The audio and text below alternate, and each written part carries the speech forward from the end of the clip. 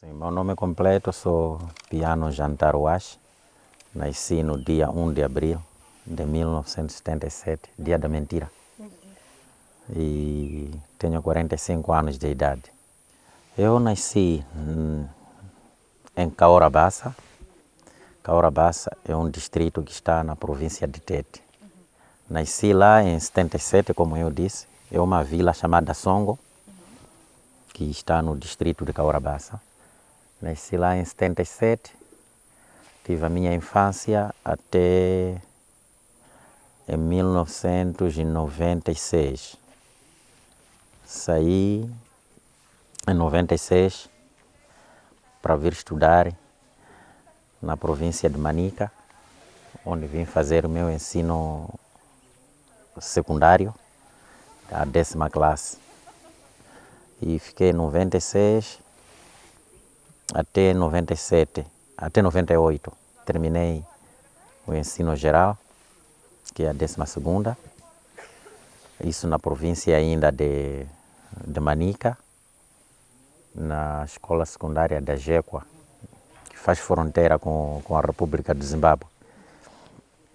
Então, quando eu termino, eu vim para a cidade de Chimoio, em 98, onde pude me matricular para fazer o ensino geral ainda a 12ª classe.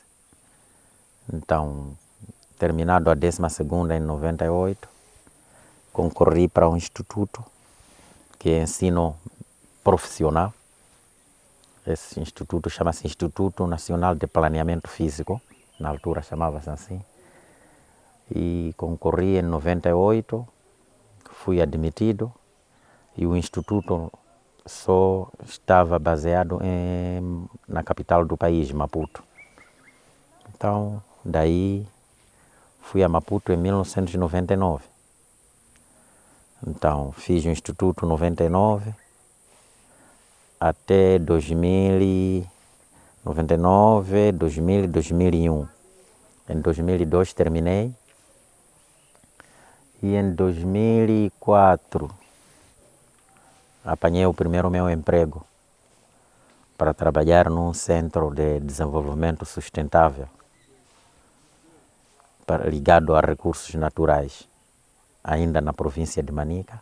Então saí de Maputo com nível médio para a província de Manica, que é cidade de Chimoio, onde estava sediada o Centro de Desenvolvimento Sustentável, que respondia pela Zona Centro. E trabalhei de 2003 até 2007. Então, esse Centro de Desenvolvimento Sustentável para os recursos naturais estava mesmo sediado na região centro, que respondia para a província de Sofala, Manica, Tete e uma parte da Zambésia. Comecei a trabalhar em 2003 e fui até 2007. Então, esse Centro de Desenvolvimento Sustentável era uma instituição financiada pela Finlândia, que eram os doadores que faziam o acompanhamento dos programas que estavam lá. Quando trabalhei, terminou o programa da Finlândia e aquilo voltou a ser monitorado pelo Estado, que é o governo moçambicano. Então, trabalhei alguns meses, depois daí, na altura em que estava a fazer o trabalho lá, eu estava ligado à planificação e estava ligado a GIS, Sistema de Informação Geográfica.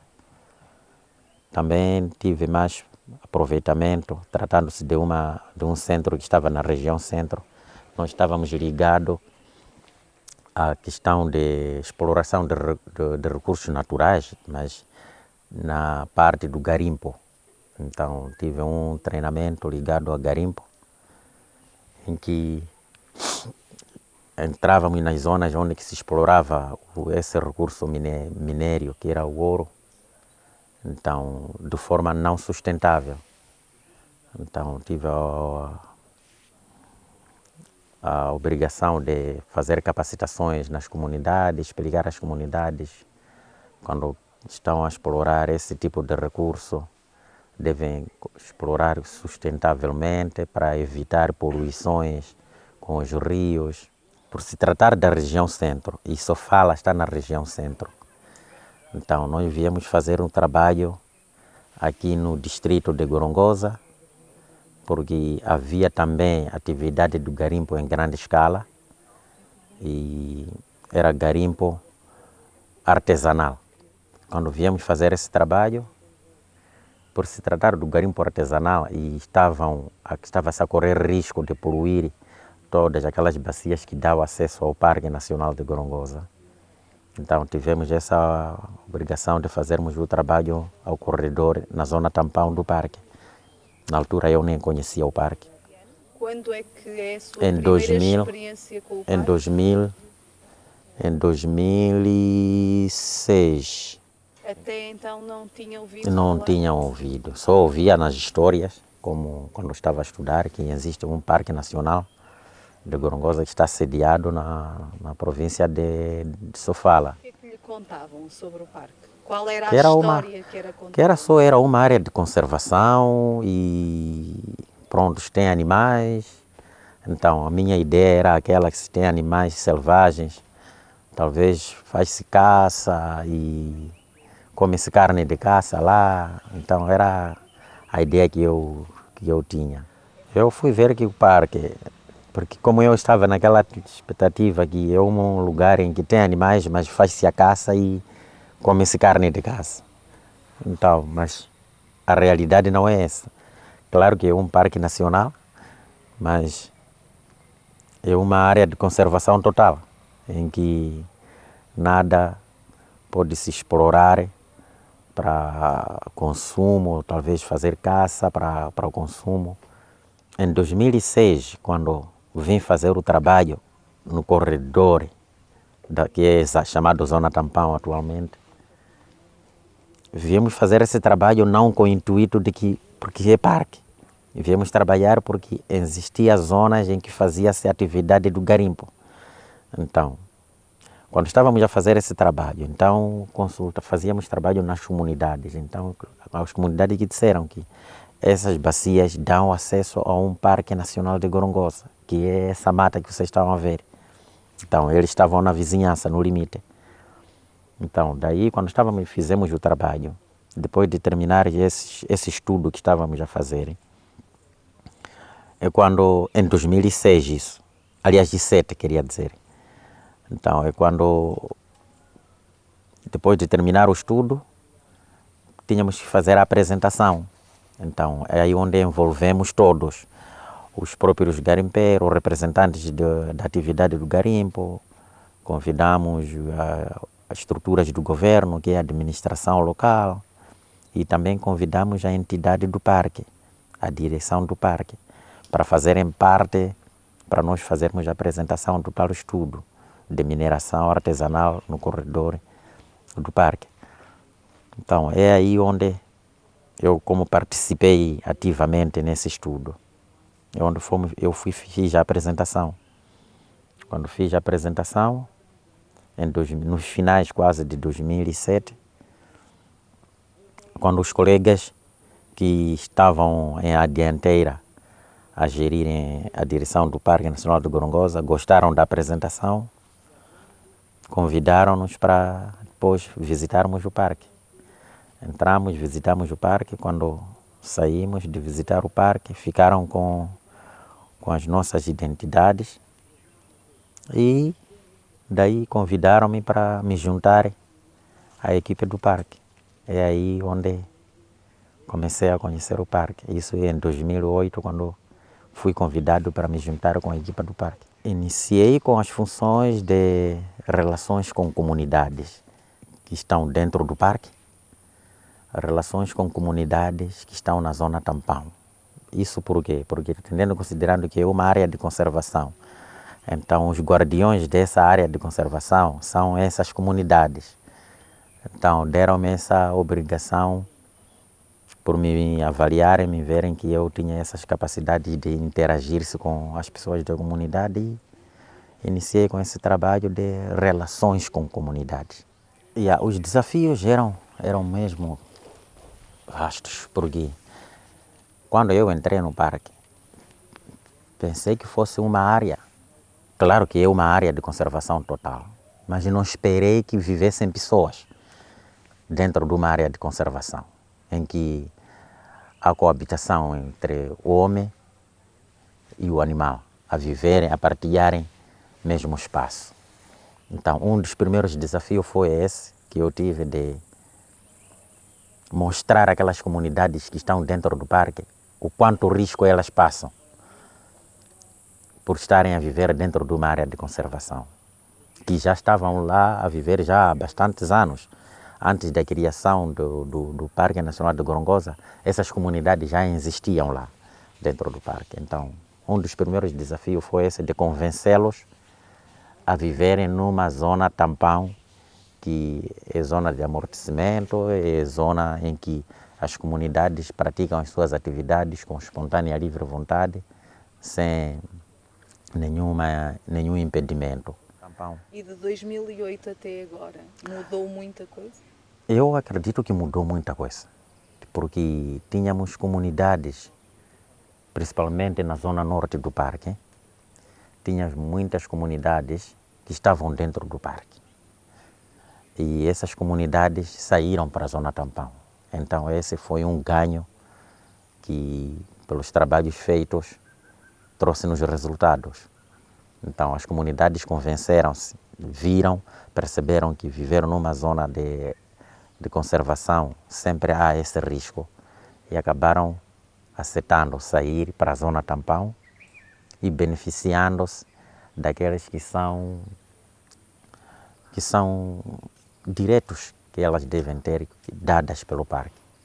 Então esse foi um dos grandes desafios que eu... A saída foi pacífica? Foi pacífica, foi muito pacífica, não se esforçou ninguém, foi por espontânea livre vontade, em que as próprias famílias pediam o apoio do parque, de modo com que sejam apoiadas em transportar tudo aquilo que são os seus bens para as zonas onde elas identificam na zona tampão, e nós apoiávamos nisso. E eu, quando à altura, em 2008, tratava muito mais essa ligação, essa relação comunidade com parque.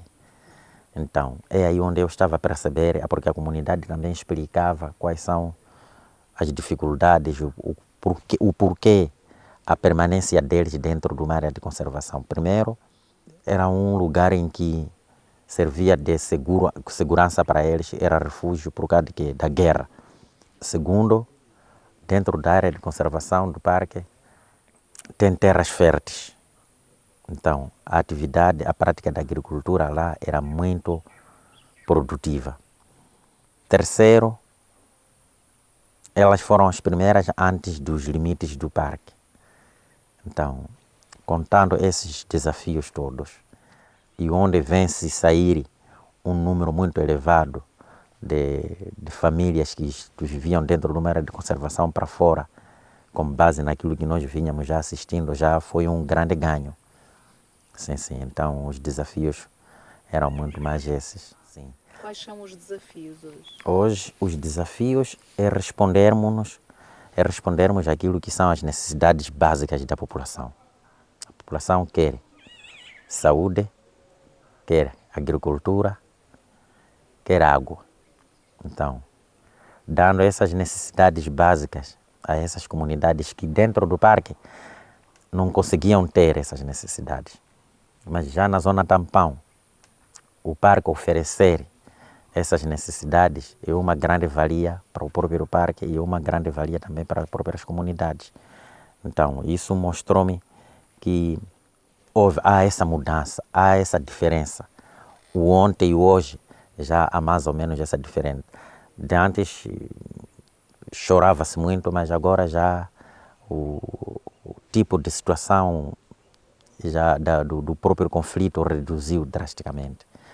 Então, nós não conseguíamos afugentar animais que estão a fazer o conflito dentro de uma própria área de conservação. Então, não podemos afugentar os animais porque estão dentro do próprio seu habitat. Então, hoje, esses animais, quando já vão na comunidade, onde aquela comunidade que saiu dentro do parque, aí já o parque tem força de mandar os fiscais para lá afugentar aqueles animais para que voltem para seu habitat normal. E aquelas zonas onde que elas sempre estavam dentro do parque já são zonas libertadas. Significa que aquelas zonas voltaram ao parque. Então, já não há conflito. Os animais agora já têm espaço onde elas podem já fazer o seu pasto normal. Mesmo já, com esta expansão? Com essa expansão, sim. Com essa expansão... Em termos de número de animais, aumentaram bastante, sim. Por isso que até... continua a não gerar conflito? E a gerar conflito sempre gerou. Não vamos dizer que terminou na totalidade. Mas há certas zonas em que nós sentimos que o conflito sempre é constante em relação a outras zonas. Exemplo, refiro-me na zona sul, o conflito homem-fauna bravia é constante. Mas na zona norte já não sentimos exatamente essa situação de conflito. Porque os animais já nem vão à comunidade, porque elas já estão num lugar em que estão a ter tudo. Tem água e tem a pastagem. Então, era mesmo essa zona em que era habitada pela comunidade. E na zona sul os conflitos é através de quê? De estrada? É através, porque os limites são naturais, é o rio. Então, do rio para o sul já são comunidades, essas estão fora dos limites do parque. Então, a tendência qual é? Entre aquela comunidade e a população e os animais, quer dizer, estão a se beneficiar do mesmo rio. Então, aí o que tem acontecido? Os animais, depois de chegarem ao rio para beberem água, vão atravessando sempre para onde? Para a comunidade. É lá na comunidade onde que se pratica muito mais essa atividade agrícola. Então, quando estão a praticar a atividade agrícola, o elefante, quando vem aquelas culturas, para elas é chocolate. Então, por isso que diariamente sempre temos tido exatamente esses conflitos na comunidade, mas há muito trabalho também está sendo feito. Sou gestor do programa de coexistência conflito homem-fauna bravia. Acabei agora assumindo exatamente esse cargo. Antes estava só a atender assunto de ligação, relações com comunidades, mas agora, por essas inerências, acabei ocupando exatamente esse cargo de gestor de coexistência conflito homem-fauna bravia. Significa que estamos a implementar várias estratégias de modo a minimizar o conflito que existe na comunidade da Zona Tampão, onde estamos a fazer vedações, estamos a implementar vedações, 3 tipos de vedações, diria até 4, mas já a 4ª ainda não começamos a implementar. Estamos a implementar a vedação de colmeias, em que nós sabemos que os elefantes são inimigos com as abelhas. Também estamos a implementar a vedação de chapas de zinco e estamos a implementar a vedação de um produto chamado creosote. Creosote é um produto como óleo queimado, em que envolvemos com cordas de sisal e montamos nas travessias onde passam, que é o corredor dos elefantes. Não só elefantes, também como hipopótamos, búfalos, passam também dos mesmos sítios. Então, nós montamos essas estratégias de vedação.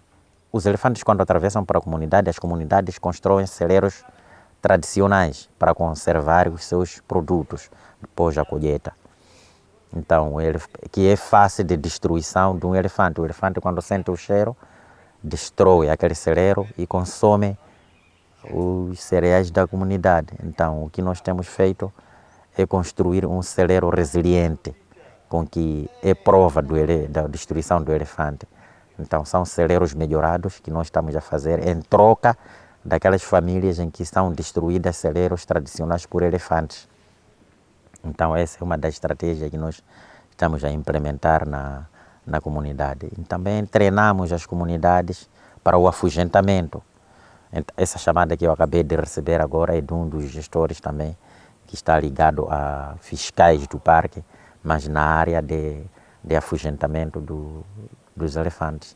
Então, em termos de estratégias de mitigação contra o conflito homem-fauna bravia, com essas estratégias já estamos a ter resultados muito positivos. Por quê? Porque a implementação dessa estratégia, nós envolvemos as próprias comunidades. Então, elas é que são donas daquele trabalho que está sendo feito para a implementação dessa estratégia. As comunidades sentem-se parte integrante do parque? Sente-se muito, muito mesmo parte integrante, porque o grupo, que é isso que eu acabei de me dizer, que acabamos envolvendo a elas, porque só com elas é que nós teremos o resultado.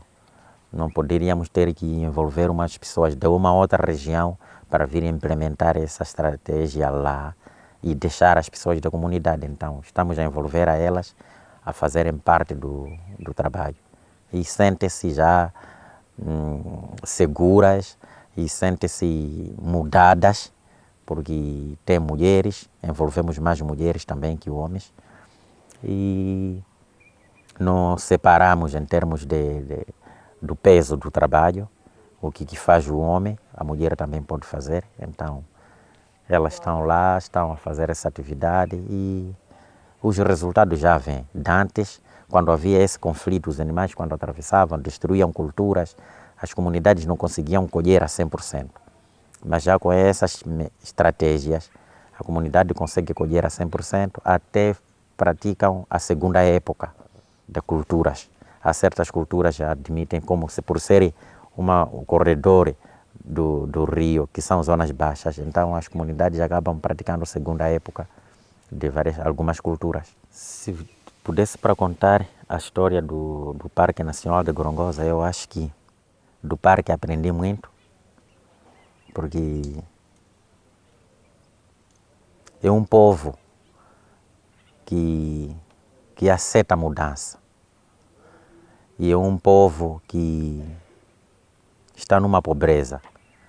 Então, e é esse povo que hoje vê diferença com a presença do parque. Porque só o parque fez bem por envolver essas comunidades.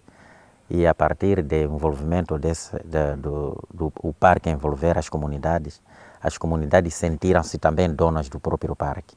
Por ser uma área de conservação total, eu acredito que as comunidades também já percebem o que é uma área de conservação total, na verdade. Sim. O Ciclone Idai eu participei.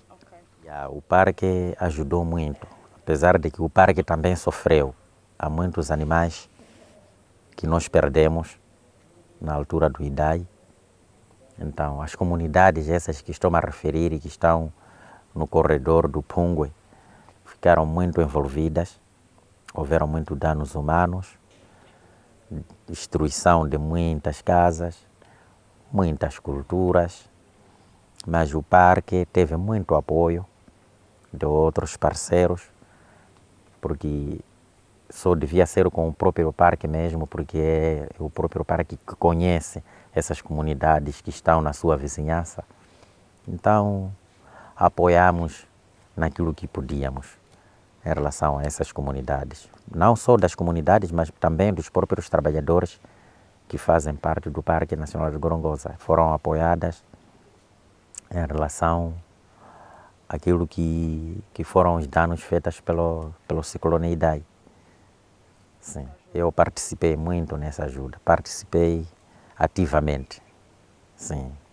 E foi mesmo na fase do pico em que eu participei, porque era obrigado a ir numa comunidade em que só o helicóptero soltava-nos e nós estávamos mesmo a conversar com a comunidade na água e tínhamos que dar algumas cestas básicas para o sustento dessas famílias, numas condições que não eram mesmo condignas.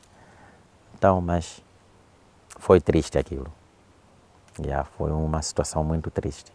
Claro que está-se a recuperar, porque há coisas que às vezes não se recuperam. Claro, claro.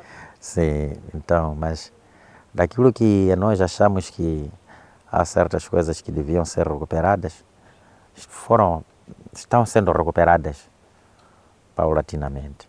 Uma das questões é a fauna, perdemos muita fauna, mas agora já estamos a assistir uma grande recuperação da fauna.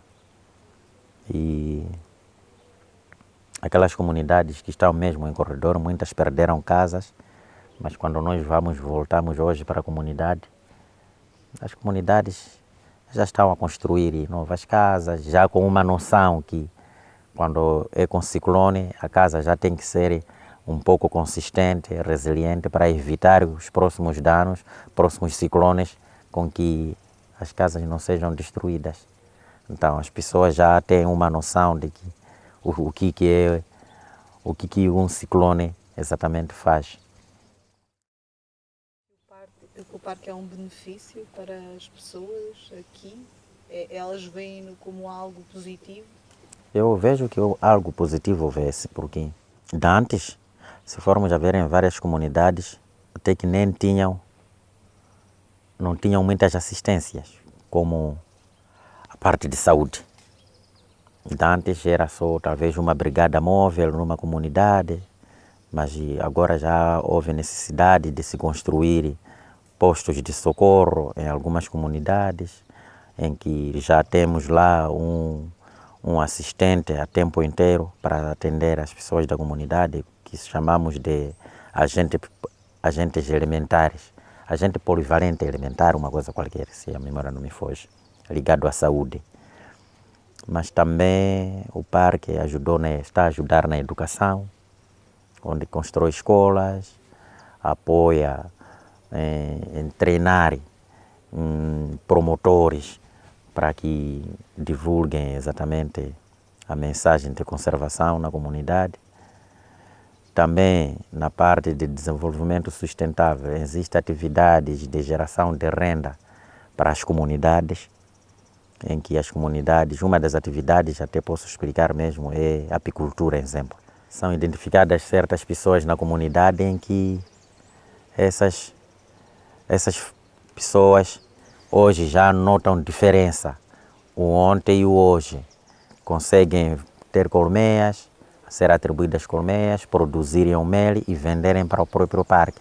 Então, é que com aquele valor acabam sustentando as suas famílias na comunidade. Isso graças à presença do parque. Acha que foi também uma alteração que veio com o parque, esse empoderamento das mulheres?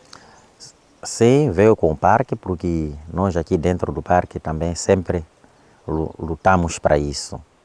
O envolvimento das mulheres, o empoderamento das mulheres é um aspecto sempre positivo, porque antes o homem sempre que estava em frente. Mas agora já não, o parque sempre luta para que o gênero haja igualdade.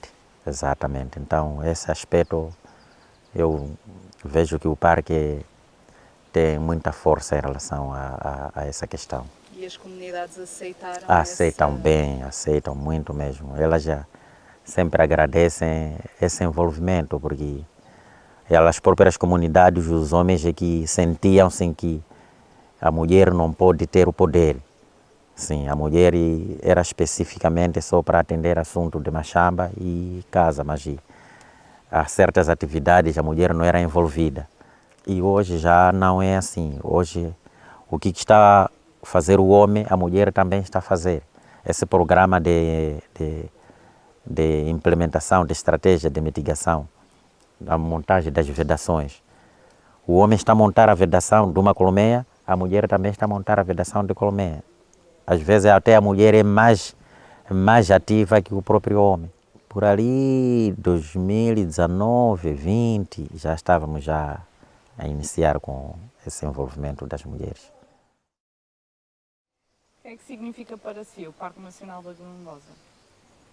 Para mim, o Parque Nacional de Gorongosa é um lugar que me trouxe muita mudança na minha vida. Porque entrei cru, não tão cru, mas com aquilo que aprendi aqui, o desenvolvimento que tive aqui, graças a esse parque. Então, hoje, quando me digo que sou jantar e sou reconhecido na própria comunidade, socialmente, por mim, a minha família, é graças ao parque. O trabalho, o ganho que eu tenho tido. Então, não tenho razões com que, do jeito como sou tratado pelo parque. Então, eu sinto que o parque, para mim, estou num braço direito. Sim, sim. Tenho confiança. Eu, as gerações futuras que tenho que sempre explicar, talvez lhes diria que é melhor seguirem aquilo que os mais velhos sempre cuidaram de uma área como essa. Não deixem essa área ser invadida. É um tesouro para elas, porque sempre vai lhes trazer benefício. Enquanto elas conservarem hoje, a conservação é a coisa que é mais falada do que outra coisa. Então, é aconselhá-las, é dos pequenos que se torce o pepino, né? Então, eu acho que ensinando aos mais novos para darem o andamento dessa área de conservação, que é maravilhosa, eu acho que eu sempre apostaria nisso. Para mim, o futuro do parque é voltar, tem que ser um parque que já é, mas tem que esforçar-se mais para ser muito mais conhecido ao nível mundial. E para crescer mais depende também daquilo que são as corridas que estamos a fazer em relação a essa área de conservação. Porque só conosco é que pode haver esse crescimento.